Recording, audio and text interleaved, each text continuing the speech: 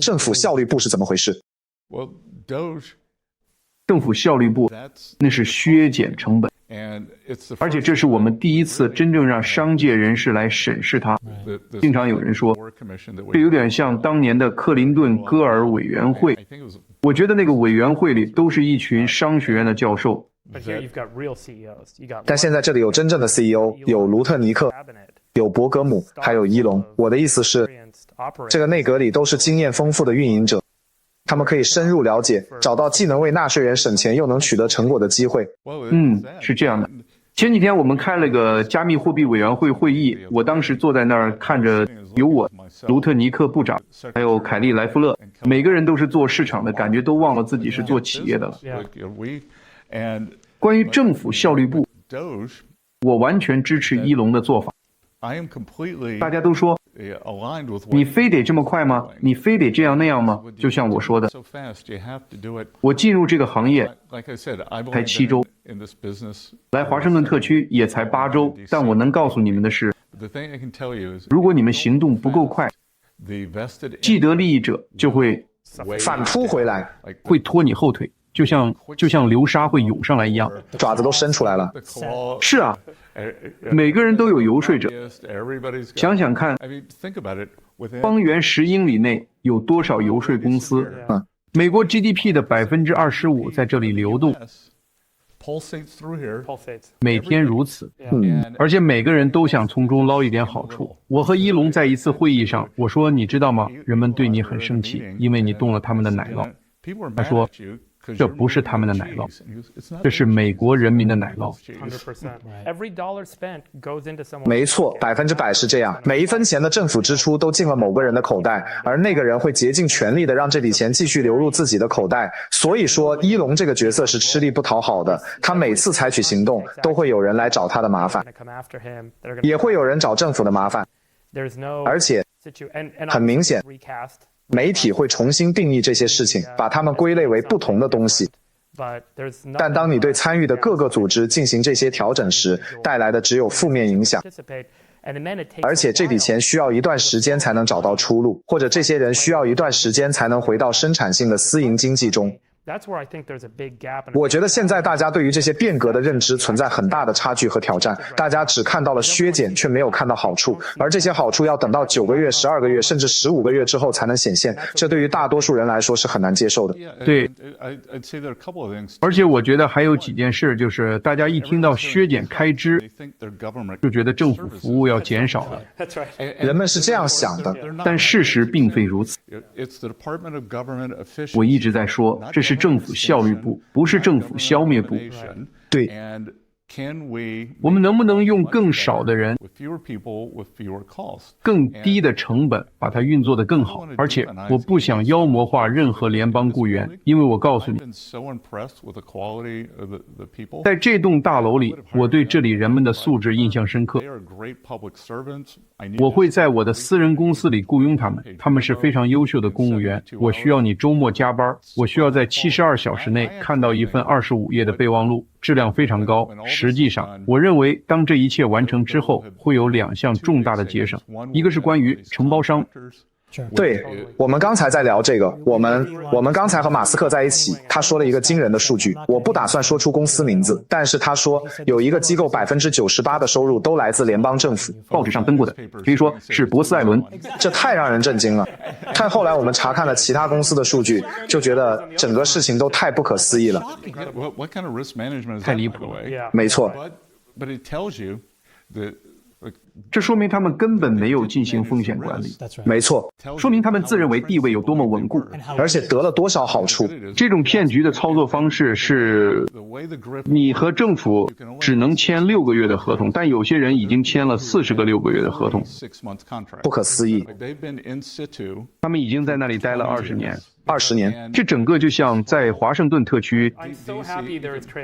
我很高兴现在有了透明度，如果说有什么意义的话，本届政府提供了这种程度的洞察和数据，我认为对这个国家的纳税人和个人来说非常重要，让他们能够看到、认识到，更重要的是了解正在发生多少腐败行为，这很可怕。我很高兴它正在被解决。什么能？美国人民如果想看，就能看到。对，我正想问你这个问题。假设因为某种方式整个进程被拖慢了，如果那样的话，唯一能精简的部分就是像福利项目之类的了，你觉得这是真的吗？ Well,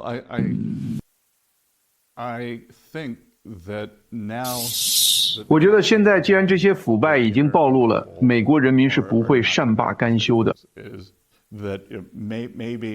可能在东北部地区会有一些阻力，但是我看过民调数据，美国其他地方的人民并不想停止这项举措，而本届政府也不会停止。东市，你看法院现在想从中作梗，他们会说，某个法官可以说，所有这些工作人员都必须回来上班。但我认为我们已经进展很快了。现在当我们开始公布政府中一些奇异的发现时，比如我会谈论这件事，我很快就会谈论它，就是国税局的事。这个部门非常大，每个人都会在4月15日的报税日和他打交道。据说他们的服务台是全年无休24小时，有人值班。他们在圣诞夜假期和4月14号报税日前一天有同样多的人值班。哇，我发现这件事很有争议。理论上，你在美国国税局每交1美元的税，就能获得3美元的政府服务或回报，但事实并非如此。我想明确的是，联邦层面，你可以收税，但你不能浪费。如果我说我们既要削减开支，也要削减收入，那我就是个天大的傻瓜。对于财政部下属的国税局而言，我的3个目标非常简单：增加收入、保护隐私和改善客户服务。完全正确。你知道，有一种理论认为，如果我们把整个联邦税法输入到这些人工智能模型中，你就可以让美国人非常有保障的、容易的申报税务，并确保没有浪费、欺诈和滥用。这样一来，你就减轻了人们肩上难以置信的重担。你知道，有时候人们抱怨说自己被税务审计，也许是出于政治原因，也许确实如此。我们周二有个重大的声明，我们请来了2位关于亨特·拜登的举报人，他们对谁会受到审计，谁不会受到审计，有很多话要说。他们将在这栋大楼里工作，处理国税局的事务，了解这些审计是如何被触发的，这些政治迫害是如何发生的，并试图改变这栋大楼的风气。再说一次，国税局99%的人都是好人。对，但总会有害群之马。没错。正如你所说，这正是技术可以为美国公民创造非常可靠的保障的地方。比如，如果人工智能模型显示我欠税1000美元，那我心服口服，我不会试图改变任何东西。我已经把所有的信息都输入进去了，用软件算算就清楚了。好的，我上周在我们的播客里谈到了社会保障问题，我们可以谈谈这个。好。社保现在有2.7万亿美元的余额，但基本上都是国债，而且没法交易。社保是否应该投资标普指数或者其他股票？为什么我们不把社保变成一个主权财富基金，为所有美国人的利益进行投资呢？我觉得这有可能可以实现。小布什总统，小布什当年想把社保私有化。我看了你的数据，包括很久以前的那些数据。1971年，我们曾经有15、16万亿美元。我不知道从那之后，现在的数字是多少？是。那会是相当可观的。在几年内，我们不会考虑这个问题。我觉得现在我们得打好我们手里的牌。我们现在手里的牌是社保。如果我们能在此之外再建立一个主权财富基金，也许我们可以重新设计它。现在有很多慈善家在关注婴儿债券。所以，如果你能为新生儿创建一个某种形式的投资账户，那么它就可以与社保并行运作，这样就能产生复利效应，并且建立一个安全保障体系。对，但它仍然待在国库里。这样不仅能提高回报率，还能参与到美国经济中来，让所有美国人都知道他们有份参与美国经济，而不是让他们的退休金作为贷款借给联邦政府用于支出。我认为这会带来巨大的改变。我不知道他们是否需要独立，但是我认为这对我们来说是一个真正的机会。你喜欢主权财富基金这个想法吗？我对这个想法感到兴奋。这就是川普总统的风格，他做事从来不是一条直线，他有明确的目标。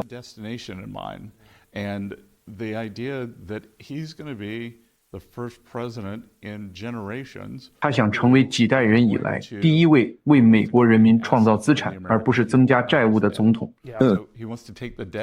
所以他想降低债务。然后关于资产的想法，我们和乌克兰达成的经济协议有很多关于主权财富基金的讨论。政府在房利美和房的美有很大的股份。是的。解除托管后点会怎样？会怎样？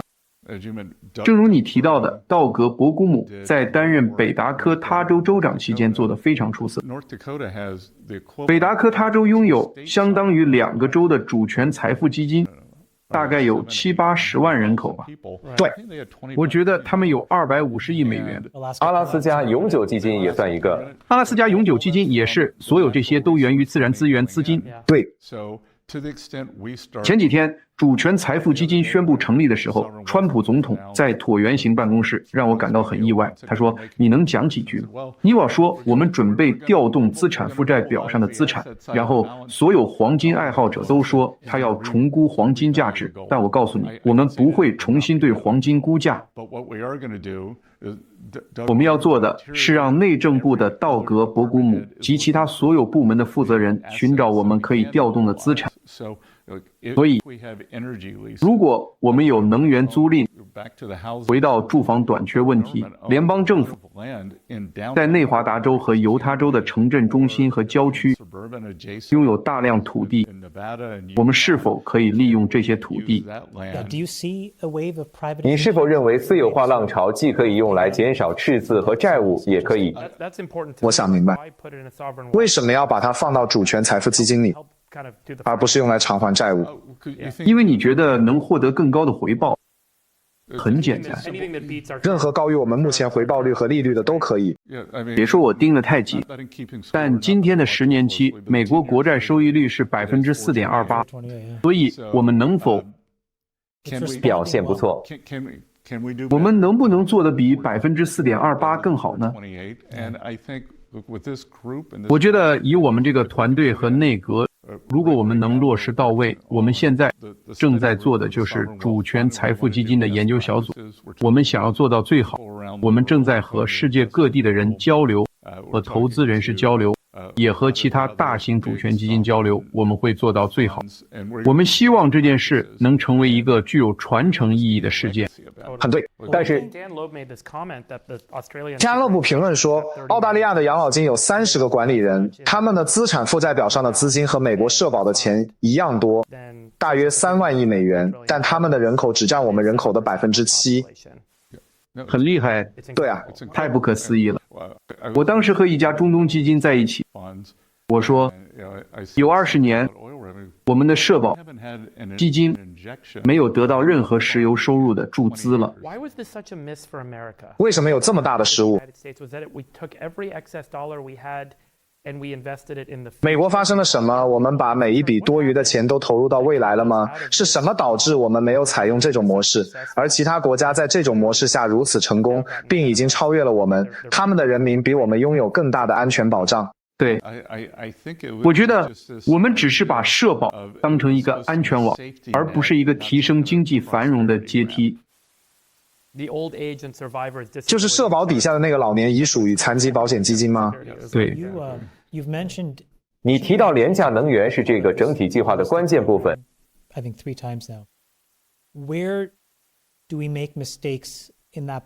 你提了3次了，我们在这条路上哪里会犯错，导致能源失控？我们需要做什么来确保能源的额外生产成本降到0？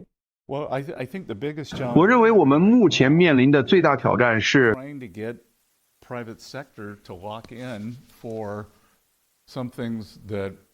驴活让私营部门锁定一些可能在5到10年内没有回报的项目，以及如何避免政府换届带来的政策变化。我们正在努力解决这个问题。这一点非常重要，因为我们有一个非常活跃的税收股权和可转让市场。正如您所知，这使得许多机构能够进行5年和10年的投资。你知道，尽管通货膨胀削减法案存在各种问题，但我认为它至少实现了平息了市场对特定投资、税收抵免和可转让性的未来的担忧，这是一件至关重要的事情。因为有一份报告，您可能已经看到了。联邦能源管理委员会表示，截至12月，我们90%以上的增量电力都来自利用这些投资、税收抵免和可转让性的来源。所以，正如您所说，我们现在面临着一个非常微妙的平衡。除了税收方面，还有监管方面，化石燃料会更难定，因为要跨越州界，需要更多的许可。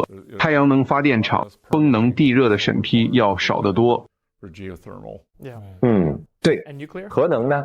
核能会是很重要的一部分，但是，这不会是明天就能实现的。得先解决供应链和监管的问题。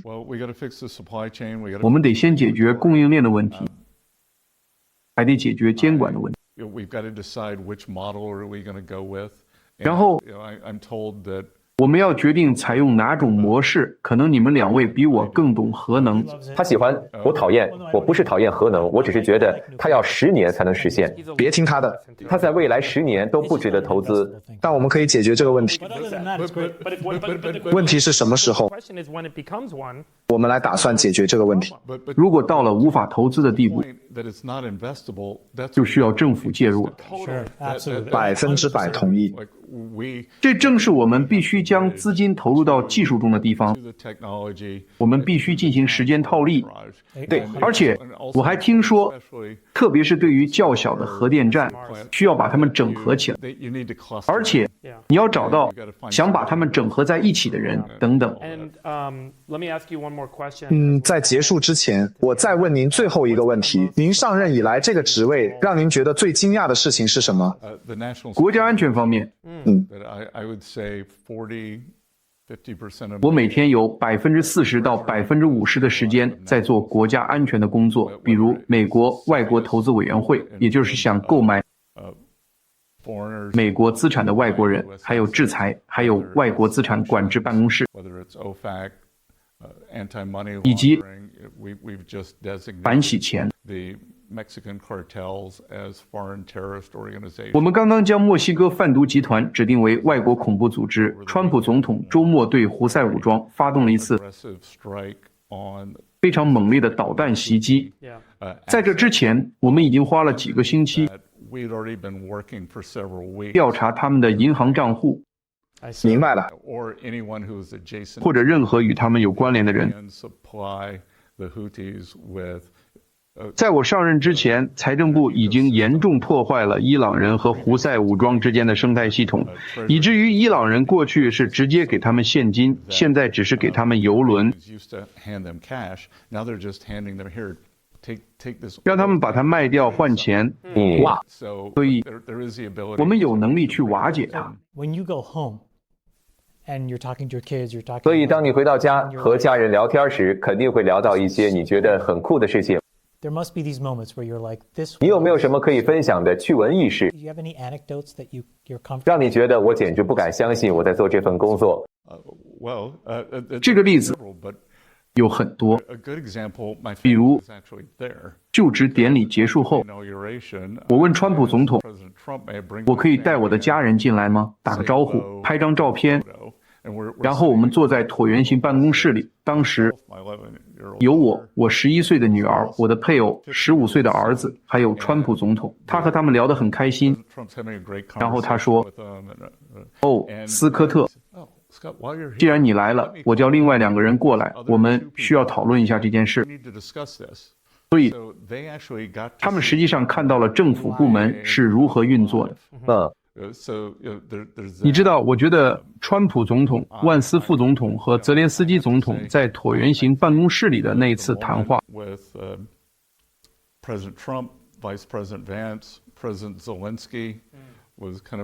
那可真是难得一遇的经历，希望以后也不再遇到了。我就坐在那儿，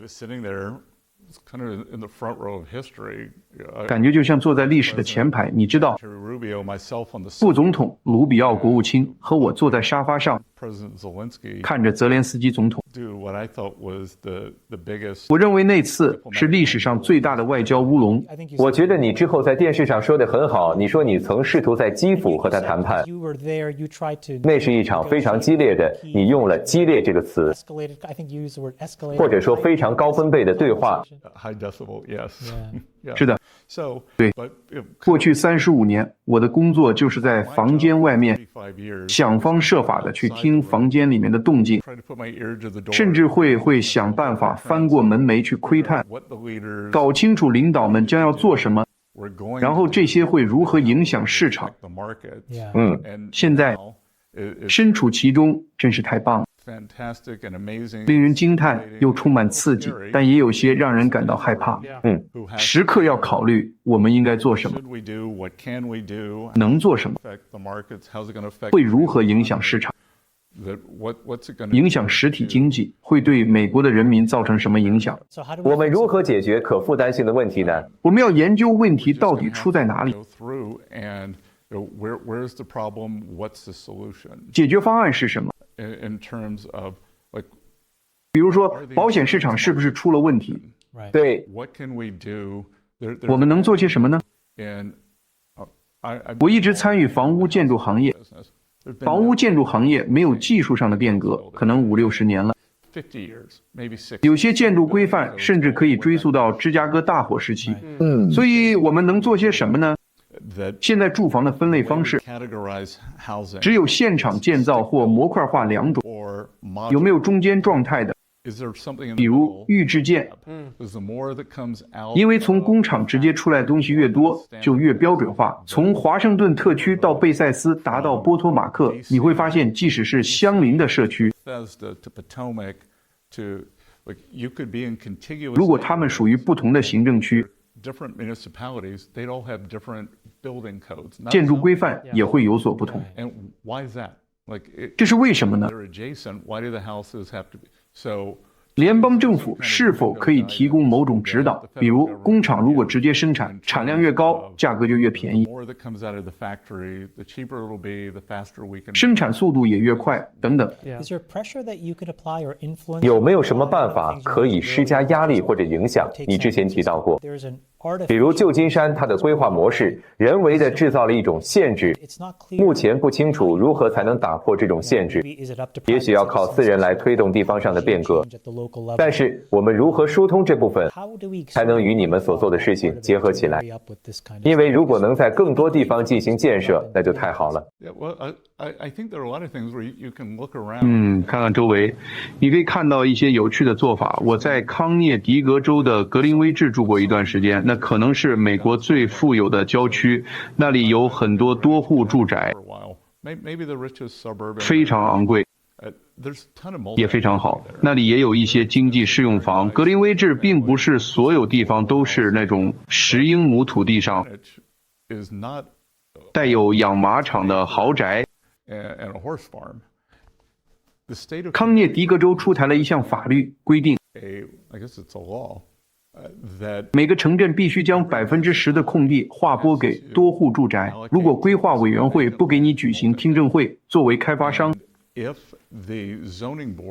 或住房非营利组织，你可以越过他们直接去州府哈特福德，然后州政府会授权给你。没有哪个镇希望州政府插手他们的事，所以各镇都在协商。所以我觉得有很多事情可以做。再回到保险这个话题，联邦政府是否能为加州做些什么？我一直在思考。我们介入之后，每个人都在支付房屋保险，然后还有再保险。加州除了保险公司，还有再保险公司。它是一个单独的计划，但它会叠加。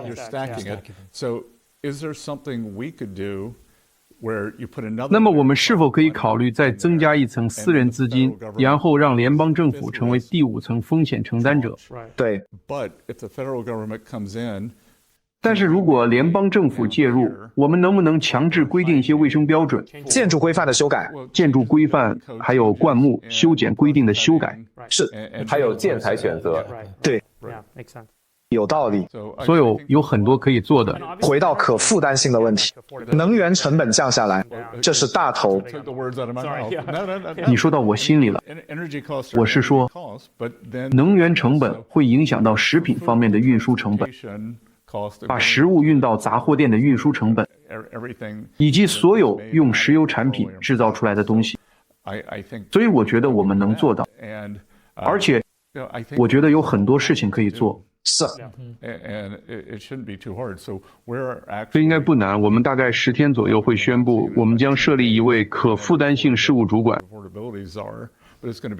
这个人会在供应链方面有丰富的经验，能够找出我们可以快速解决的问题。太棒了。回到刚才的问题，大家真正焦虑的是什么？现在通货膨胀其实已经趋于平稳。但大家觉得很多东西都负担不起了。对，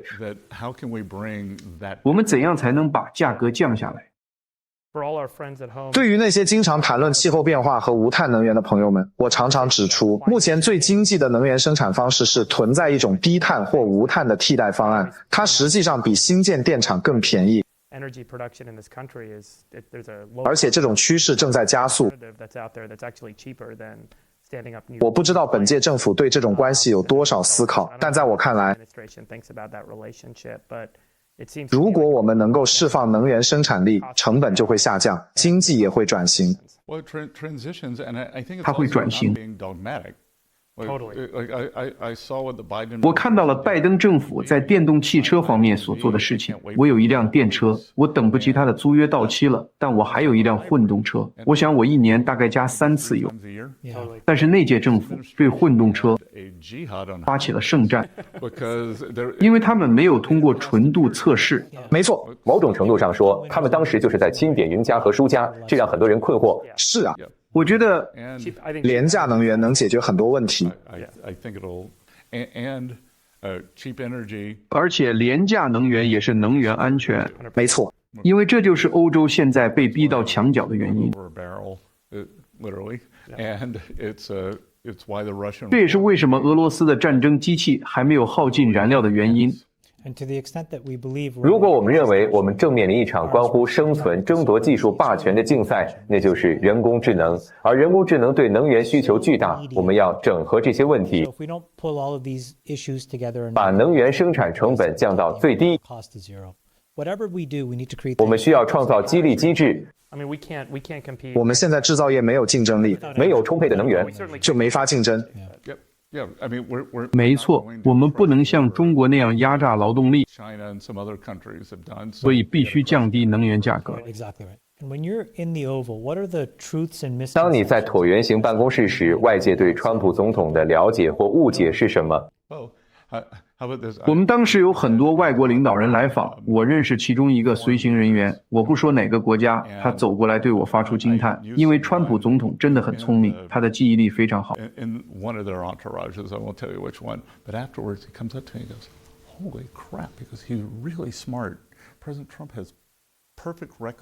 因为他当时在谈论那个国家30年前发生的事情，他说他真的很清楚，川普总统很会倾听，他很明智，会把所有信息都收集起来。他喜欢观察人们的反应，这是令人难以置信的行政能力。他也很强硬，我去找他，给他看了些东西。前几天我们谈论一件事，我说这会导致一些裁员。他回答说，那我们想想有没有更好的解决办法。所以我总说他把自己当成美国的市长，事事操心。对，3.3亿人口，他对每个人都好，而且他关心所有的人，他并不在乎你是伊隆马斯克还是修剪玫瑰园的工人，你是他的选民。好的，斯科特，非常感谢您抽出时间，非常荣幸听到您的见解，祝您一切顺利。谢谢您的付出，谢谢你们，谢谢。